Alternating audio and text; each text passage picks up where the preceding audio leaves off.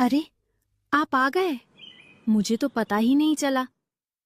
हाँ हाँ, तुम्हें पता चलेगा भी कैसे? कमरे से निकलकर बाहर आओगी तब तो पता चलेगा ना।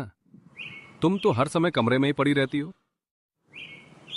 ऐसा नहीं है, बस अभी थोड़ी देर पहले ही मैं सारा खाना बनाकर आई हूँ।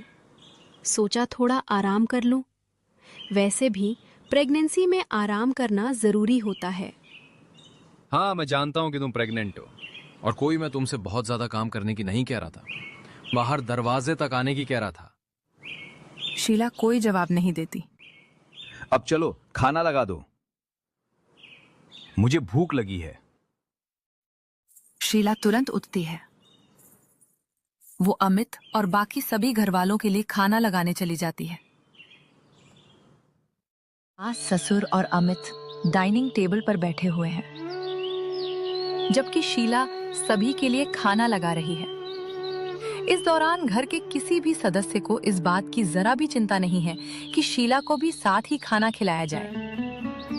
सभी खाना खा रहे हैं और शीला खड़ी सबको देख रही है। उसकी आंखों में हल्की थकान और अनदेखा दर्द साफ झलक रहा है। घर में किसी को भी शीला से कोई लगाव नहीं है। इसी तरह शीला का जीवन चुपचाप बीत रहा है। शीला के सास ससुर उसे बिल्कुल पसंद नहीं करते थे। उनके लिए वो हमेशा एक बोझ ही रही। शीला गरीब घर की लड़की। अमित ने उससे शादी की थी, प्यार के लिए नहीं बल्कि उसकी खूबसूरती के लिए। उस वक्त शीला बहुत सुंदर थी, लेकिन समय के साथ साथ उसकी वही खूबसूरती धीरे धीरे ढलने लगी। और जैसे जैसे उसकी सुंदरता कम होती गई, वैसे वैसे अमित का लगाव भी उससे खत्म होता गया। अब ना वो पहले जैसा प्यार था और ना ही कोई अपनापन। प्रेग्नेंट होने के बाद भी अमित ने उस पर बिल्कुल ध्यान नहीं दिया। शीला के लिए ये सब बहुत मुश्किल था। हर दिन एक नई थकान, एक नई तकलीफ लेकर आता था। लेकिन उसकी मुश्किलें और भी बढ़ जाती हैं जब एक दिन एक हादसे में अमित की मृत्यु हो जाती है। सब कुछ एक ही पल में बदल जाता है। शीला की जिंदगी अब पूरी तरह बदल चुकी थी।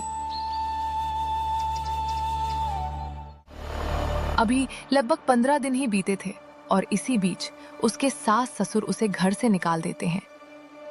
एक पल में उसने सब कुछ खो दिया। जब मेरा बेटा ही नहीं रहा तो तुझे इस घर में क्यों रखूं मैं? तेरा क्या काम यहाँ? चल निकल जा इस घर से, अभी के अभी। और कभी मुझे अपनी शक्ल मत दिखाना। ऐसा मत करिए माँ जी, मैं इस हालत में कहाँ जाऊंगी? मुझ पर रहम कीजिए, मैं बिल्कुल अकेली हूँ। अरे तू जा यहाँ से, खुद ही घर से निकल जा, वरना हम धक्के मारकर तुझे बाहर निकाल देंगे। मगर पिताजी, मैं प्रेग्नेंट हूँ और माँ जी, ऐसे में मैं कहाँ जाऊंगी? मुझ पर थोड़ा सा तरस खाइए। मैं जा, अपने मायके जा और वहां अपने भाई के पास रह। माँ बाप को तो तू बचपन में ही खा गई, लेकिन याद रख